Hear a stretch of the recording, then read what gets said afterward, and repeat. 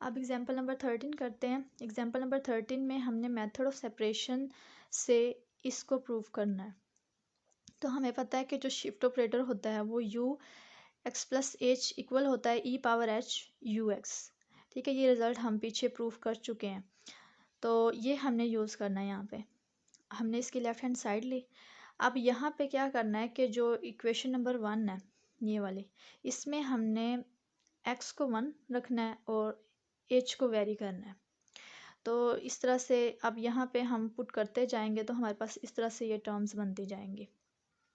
यानी u के साथ हमारे साथ पास क्या है, u के साथ x है ना, तो x को 1 रखा है हमने, तो वो u1 साथ आता रहेगा। और h जो है वेरी कर रहा है, तो h जो है वो e की पावर में है, तो वो इस तरह से e1 e2 इसी तरह आगे आगे चलता जाएगा। तो फिर हमने इसके बाद क्या करना है,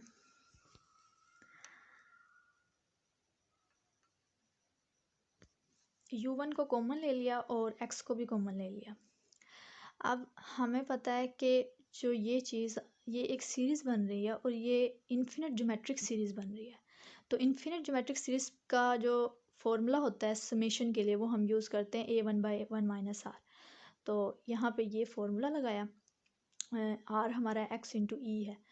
तो और हमें पता है कि जो e होता है वो 1 प्लस डेल्टा के इक्वल होता है, तो फिर e की जगह पे 1 प्लस डेल्टा पुट कर दिया। अब यहाँ पे इसकी पावर मैंने -1 की है, यानी मैंने इसका इन्वर्स ले लिया है। तो इन्वर्स लेंगे तो ये बन गया। अब यहाँ पे 1 माइनस एक्स कॉमन ले लेंगे तो 1 minus delta x by 1 minus x हो जाएगा। इस 1 माइनस एक्स को बाहर लेके आए, ये इन्वर्स है तो ये डिनोमिनेटर में चला जाएगा एक्स के।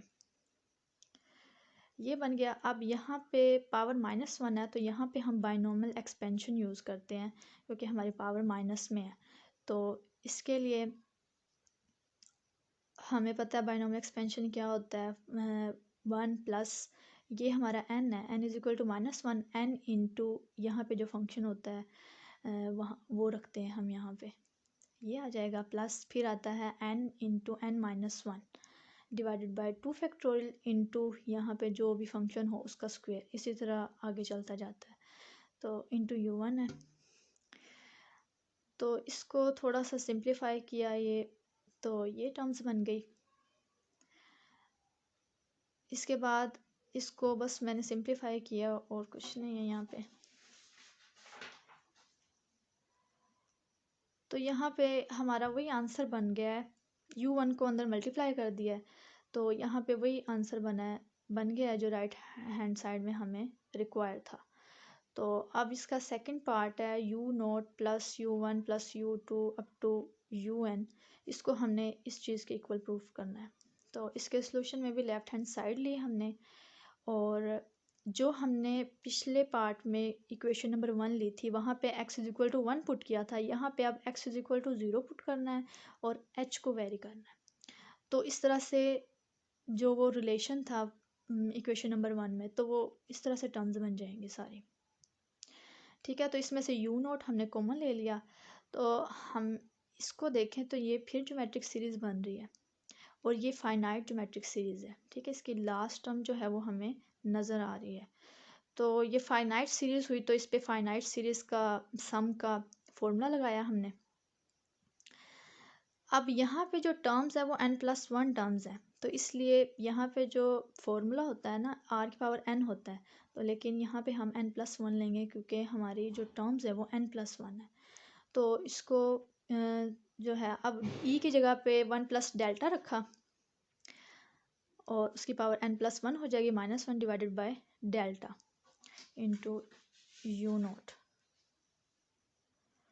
तो इसको भी अब क्या करना है, बाइनोमियल एक्सपेंशन से हमने एक्सपेंड करना है। तो वैसे ही फॉर्मूला लगेगा जैसे हम अभी करके आए हैं। ये हमारा n है, n हमारा जो है वो n+1 के इक्वल है, इंटू ये जो डेल्टा है हमारा, फिर n into n-1 divided by 2 factorial delta square, फिर n into n-1 n-2 divided by 3 factorial delta cube, और ये हमारा -1 भी साथ चल रहा है इंटू u0 है। तो अब यहाँ पे हम देखें ये n+1 है, इसको हमें जो प्रूव करना है ना, उसमें कम्बिनेशन यूज़ हो रहा है, तो हमने यहाँ पे कम्बिनेशन लेके आना है। तो n+1 जो है, अब इसको जब हम सोल्व करते हैं ना, n+1 कम्बिनेशन 1, तो ये हमारे पास n+1 आता है। इसी तरह जब इसको सोल्व करते हैं तो ये आता है n+1 कम्बिनेशन 2। तो यानी हमने कन्वर्ट कर दिया कम्बिनेशन वाले में इस तरह से। तो ये -1 + 1 से कैंसिल हो जाएगा, इंटू यू नोट को हम अंदर कर देंगे मल्टीप्लाई, और डेल्टा कैंसिल हो जाएंगे सारे, तो ये हमारा आंसर आ जाएगा जो हमें चाहिए था।